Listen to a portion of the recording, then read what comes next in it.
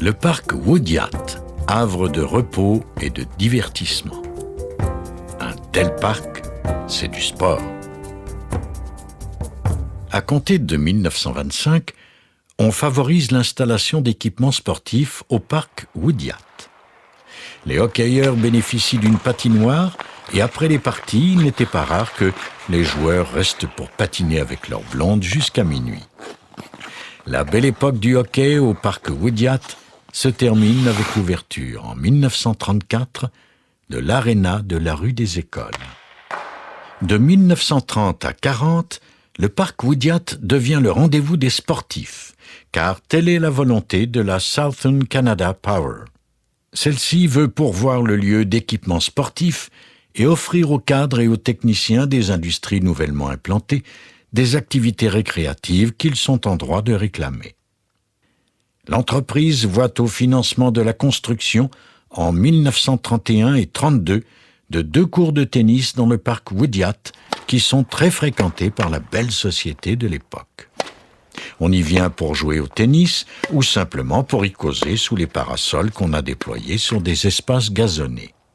Des réflecteurs permettent à compter de 1935 de s'y réunir en soirée. Le dimanche après-midi, il arrive que de temps à autre, des clubs étrangers venus de Trois-Rivières ou de Saint-Hyacinthe disputent un tournoi.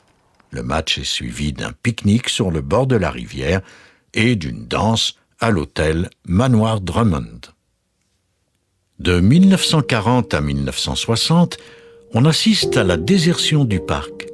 Toutes les ressources humaines et matérielles sont désormais tournées vers l'effort de guerre et pendant 20 ans, soit jusqu'en 1959, seules des interventions mineures de terrassement et de reboisement sont menées conjointement par la Southern Canada Power et par la ville de Drummondville.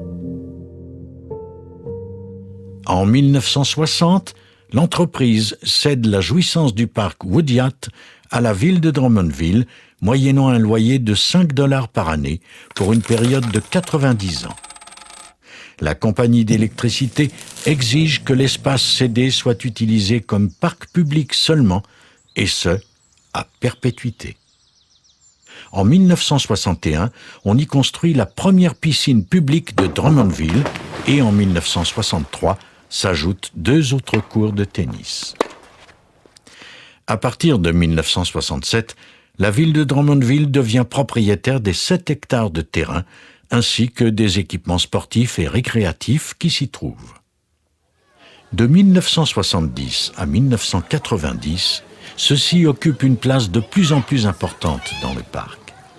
Entre-temps, à compter de 1977, le nombre de tennis éclairés passe de 4 à 6 et en 1983, on installe des glissoires. Depuis 1992, on aménage un sentier glacé et les patineurs grands et petits glissent au gré d'un tracé harmonieux se faufilant entre les arbres. On se rend au parc Woodyat pour y pratiquer certains sports, mais aussi pour participer au Mondial des cultures ou aux autres festivals, rencontres et concerts organisés dans ce lieu unique. Ce parc aux fonctions multiples, au décor inspirant, est depuis plusieurs décennies un lieu de fraternisation, un espace social, sportif, culturel et récréatif. Cette polyvalence en a fait sa spécialité, son écran de verdure une exclusivité. C'est notre savoir-vivre qui en fera une rareté.